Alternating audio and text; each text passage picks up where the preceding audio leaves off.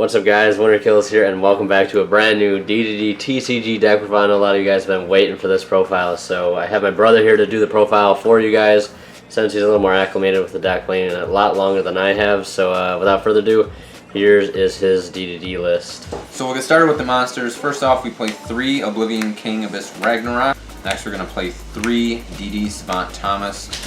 New card just came out. The reason we play 3 of him is because with the TCG build, it's Xyz heavy because we do not have our tuner yet. So we have to play more Xyz. We can only play a couple synchros because the only tuners we use are Glow Up Bulb and Jet Synchron if you want. So that's why we use him, because he is basically a free rank 8 as long as you have another DDD Pendulum to put in the Pendulum Zone for him to pop to activate his effect. Then we play 3 Kepler, self-explanatory, 3 Swirl, 3 Necro, 2 Rebel King Leonidas. TCG builds do not play him, or very rarely do play him. TCG builds, we will play him because he is going to help us make the level 8 synchro we do play. Also, he is extra fodder on top of Dark for our rank 7 Xyz. We're going to play 1 Nicola. Now, a lot of people probably won't like this card. The main reason I play him is to help make Beatrice in the extra deck so we don't have to burn both our Genghis. We can search him, summon him, and also summon a Genghis, get his effect, or summon Nicola off Genghis and make Beatrice through that way. Basically, just so we don't have to burn both of our Genghis at once. Next, for the non-DDs, we play 2 Maxi, just got hit to 2, so we can't play 3, or I'd probably play 3. And basically draw power, because the deck can be inconsistent at times, so we need a little bit of draw power. And then for our 1 of tuner, Glow Up Bulb, I mentioned Jet Synchron, but I'm not really a huge fan of him, and I didn't really have a ton of room. I'm only playing 2 synchros, so Glow Up Bulb was good because you can obviously normal him or 1 for 1 and then use his effect to get him back. Now for the spells, self-explanatory, we have 3 Gate, it's our searcher. 2 Swamp King, a lot of builds. OCG and TCG will only play 2 of these. I don't agree with it because most games and most matches I find myself needing 2, especially late game. If you're top decking, you can draw 1 of these, activate it. Obviously, if it doesn't get destroyed, you can fusion by banishing from grave, and you can get yourself a fusion monster. And it's probably not the best play, but it's pretty good, darn good for a top deck, especially later on when we get Beowulf. Basically, this is a 3K stick if you got the right stuff. 3 Allure, major key. Just got brought up to 3, and it's kind of like a pot of greed in this deck. And draw power, just like I said with the Maxi, very important. Trade in. Also, we're playing 6 level 8s. We got the Thomas and the Ragnaroks. This can help unclog hands. Draw power, just like Alert and the Maxi.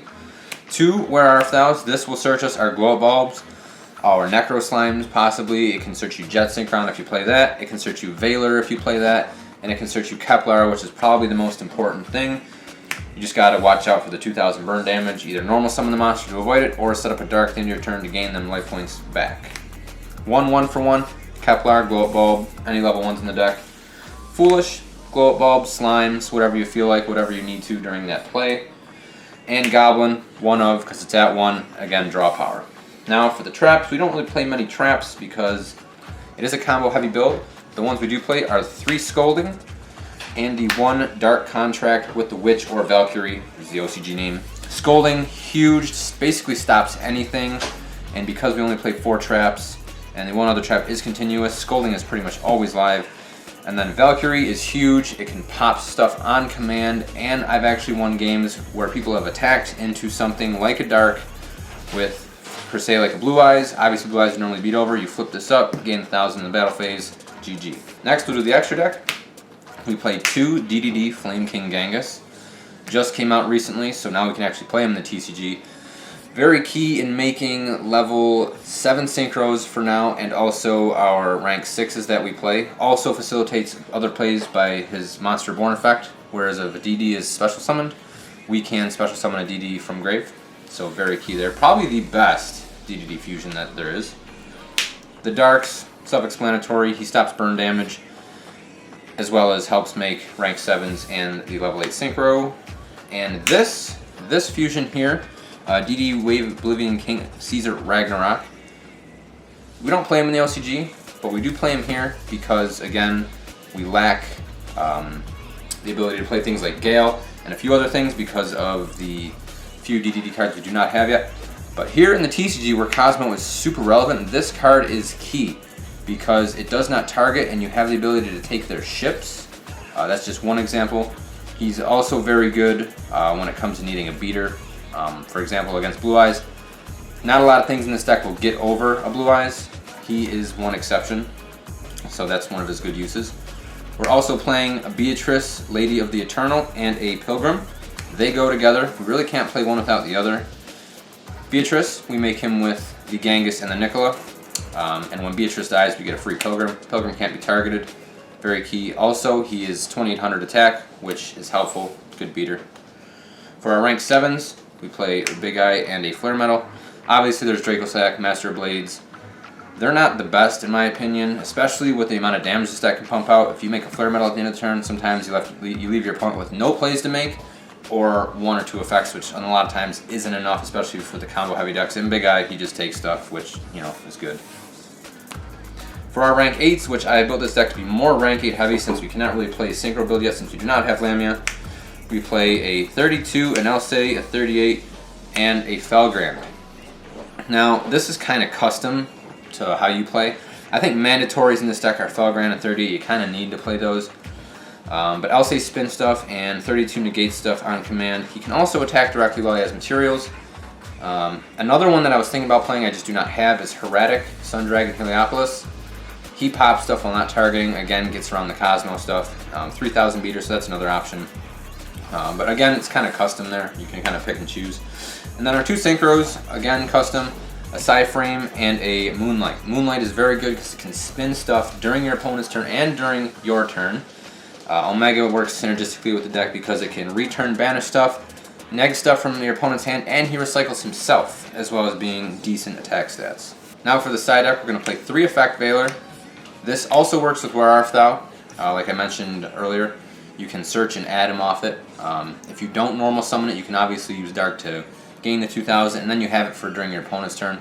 Sometimes it's a good end turn play, or you can use the Where Art Thou to search whatever. Veiler is really good though, especially against decks like Blue Eyes. Very effective. The one extra deck monster we do side it in is DDD Duo Dawn King Kali Yuga. And the reason we side him is for trap heavy and pendulum decks, because he is a quick play heavy on either player's turn. Also a beat stick. There has been so many times where I've played against a Leo and I've not been able to win because I cannot beat over it and I cannot target it. Him, Caesar, and a couple other cards that you can play will actually get over it. I know it sounds crazy, but it is a thing that's happened. Chalice, this is kind of my own taste here. I do like the quick play Chalice.